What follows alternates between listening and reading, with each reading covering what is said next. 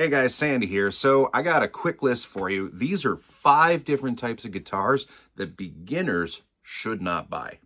Now the first one is actually what are called microtonal guitars. Now I did a review on one, and like microtonal and quarter tone guitars, I mean there's some differences, but we're kind of talking about the same thing. There's a lot of overlap anyway. So the reason you should not go near these, okay, is not that they're bad instruments. It's just if you're a beginner, they are going to confuse the hell out of you. All right. These guitars have extra frets so that essentially you can play notes that are between what we call notes, like using the Western music system. So you can play a note between, like, let's say a D and a D sharp. Okay. It would be like D sharp, like quarter sharp. Okay. This is going to confuse the hell out of a beginner guitarist. Okay. This is not going to be helpful for them. All right. Particularly because all of the tools that most beginner guitarists are going to use to learn guitar are going to be based on a standard guitar with a standard guitar neck. So microtonal guitars, if you're a beginner, avoid them. Number 2 is anything with more than 6 strings, okay? 7 strings, 8 strings, okay? I mean, it goes right up the list, right? These, frankly, are just going to get in the way for most beginner guitar players, okay? 6 is difficult enough, all right? When you start adding in those extra strings, those extra notes, don't get me wrong, they can be very useful. Those guitars do have a very specific purpose and are good for that purpose. But if you're just starting out, this is not where to go, okay? You don't need the extra headache. Learn the standard guitar first. Then you can move on to extra strings if that's the direction you want to go in. Number 3, and I might take a little bit of flack for this one, okay? But it's any guitar with either a Floyd Rose or a Bigsby tremolo system. I'm not opposed to tremolo systems for beginners, but those two in particular could pose a problem, okay? Floyd Rose, simply because, frankly, they're just very complicated, all right? Particularly for a beginner guitarist, all right?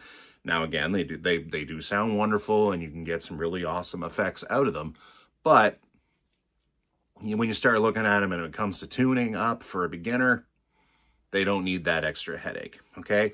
And the Bigsby, yes, you can get a Bigsby to stay in tune with a proper setup, but it does take a bit more of an experienced touch to play them correctly, which as a beginner guitarist, they have not developed that yet. Plus, with a beginner guitarist, like I said, if you get them set up, they can work pretty well. A lot of those beginner guitars that they're probably going to be using, it's not a great move, okay? It might be a little bit trickier to get them set up properly. The new guitarists certainly won't be able to do it. They would have to take it to a professional. So maybe avoid those for now. If you do want a guitar with a trem type system, okay, you can look at more standard trem systems, all right, like the ones that are on a Strat, for example, and there are various other ones. Those should do fine, but yeah, I'd say avoid the Floyd Rose and avoid the Bigsby's. Now, next up, and I actually have an example right here of one you should avoid, is any guitar that has what's called a floating bridge, okay?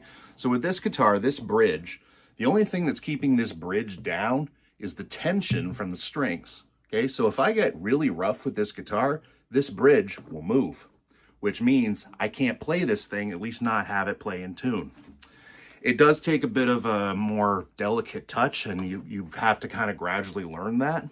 So for a beginner, I would say avoid these floating bridges. Plus, if you ever have to restring the thing, it's kind of a whole other mess. You basically got to tape it down before you string it up. So yeah, that's another one. Anything with a floating bridge, skip it for now. Leave that one for later.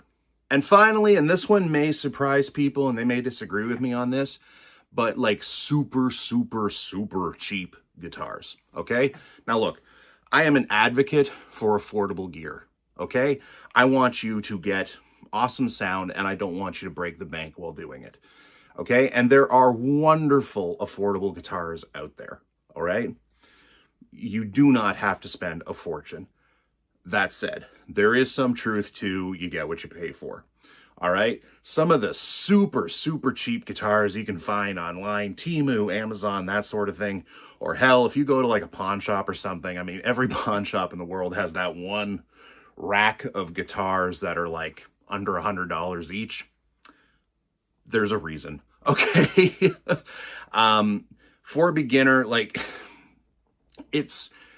I generally recommend that if a beginner is looking at a guitar, that they should spend right around under $5, but like between $3 and $5 seems to be kind of the sweet spot. All these prices are in Canadian dollars, by the way.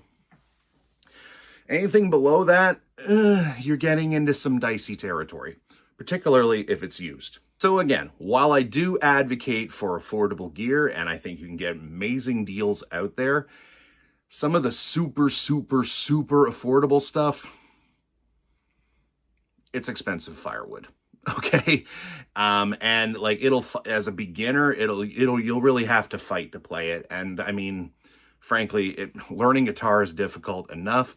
Why have that added stress? All right. Now that said, if that's all you can afford, fair enough. Time to learn how to do some setups. Okay. But again, generally speaking, the super affordable stuff, maybe skip out on that. Anyway, guys, I thought I'd just make some recommendations, okay? I get asked this as a guitarist, okay? As I'm sure many experienced guitar players get asked about this. What are guitars that you would recommend and what's some that you wouldn't recommend?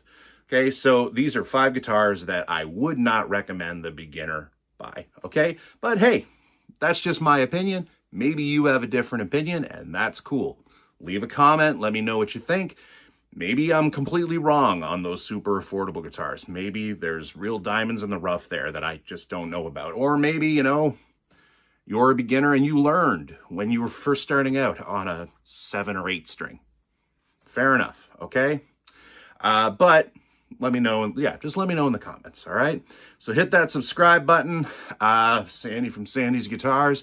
Keep practicing, you're getting there. And by the way, if you are a beginner, that is the only way you're going to get better, is by practicing. So hit that subscribe button. Thanks for watching. Sandy from Sandy's Guitars. Take care.